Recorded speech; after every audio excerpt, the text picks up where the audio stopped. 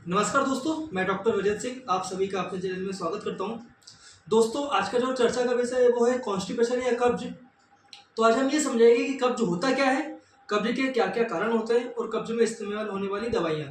तो देखिए दोस्तों, कब्ज की जो समस्या है हमारे देश में बड़ी सामान्य समस्याओं में से एक है। तो कब्ज होता क्या है कि जब भी आपको जो आपकी लेटरिन एबोर्ट या तो टाइट आए या फिर आपको मोशन की इच्छा ना हो, सुबह उठ के आपको प्रेशर नहीं बन रहा हो, तो हम इसको कब्ज की श्रेणी में रखते हैं। या फिर मोशन करने के बाद आपको ये लगे कि हाँ अभी मेरा पेट सही से साफ नहीं हुआ, ऐसा लग रहा है कि कुछ रह गया है, तो भी हम इसको कब्ज कहते हैं।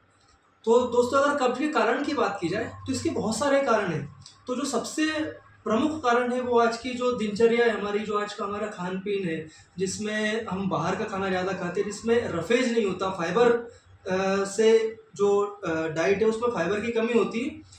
और हमारी जो सीडेंटरी लाइफ स्टाइल है, जो हमारा काम है वो लगातार बैठे रहने का है, तो ये एक प्रमुख कारण है आज के जनरेशन में कब्ज का।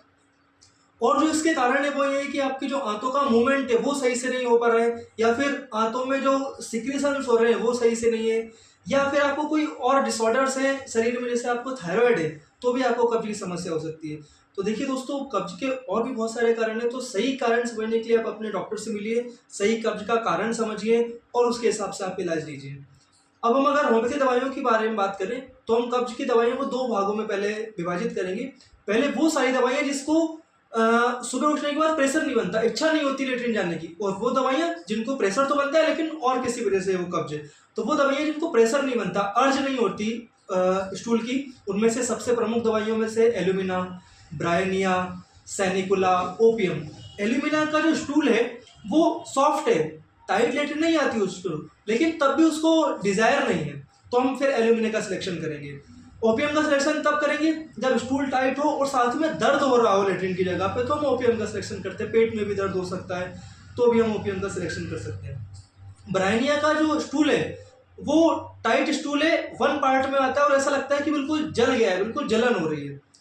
और अगर हम वो दवाइयों की बात करें जिनको डिजायर तो होती है लेकिन तब भी उनका पेट सही साफ नहीं होता, उसमें से जो सबसे इंपॉर्टेंट दवाई है वो है नक्स वोमिका। इसको बार बार डिजायर होगी, इसको लगेगा बार बार कि मैं मोशन के लिए जाऊं, लेकिन उसको जब भी मोशन करके आता है तो या तो लेटरिन आएगी नहीं, और आएगी तो उसको लगेगा कि अभी सही से मेरा पेट सही साफ नहीं हुआ है, तो ये हम नक्स वोमिका का सिलेक्शन करेंगे।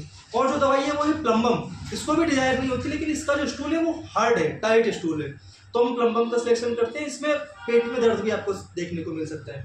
और अगर कब्ज के साथ में आपको गैस ज़्यादा बनती हो, पेट फूलता हो, तो आप लाइकोपोडियम का इस्तेमाल कर सकते हैं। अगर आप कहीं बाहर जाएं, ट्रैवलिंग करें, तब आपको कब्ज हो तो आप प्लेटिन दवाई का इस्तेमाल कर सकते हैं। और अगर कब्ज के साथ में आपको बहुत तेज कमर में दर्द आ रहा हो तो दोस्तों आप एस्कुलस दवाई का इस्तेमाल कर सकते हैं। साथ ही साथ कुछ कॉन्स्टिट्यूशनल दवाइयाँ भी जो कब्ज के ऊपर बहुत अच्छा काम करती हैं, उसमें से सीपिया, सैलिशिया, नेट्रम्यूट, सल्फर, ये सारी दवाइयाँ हैं।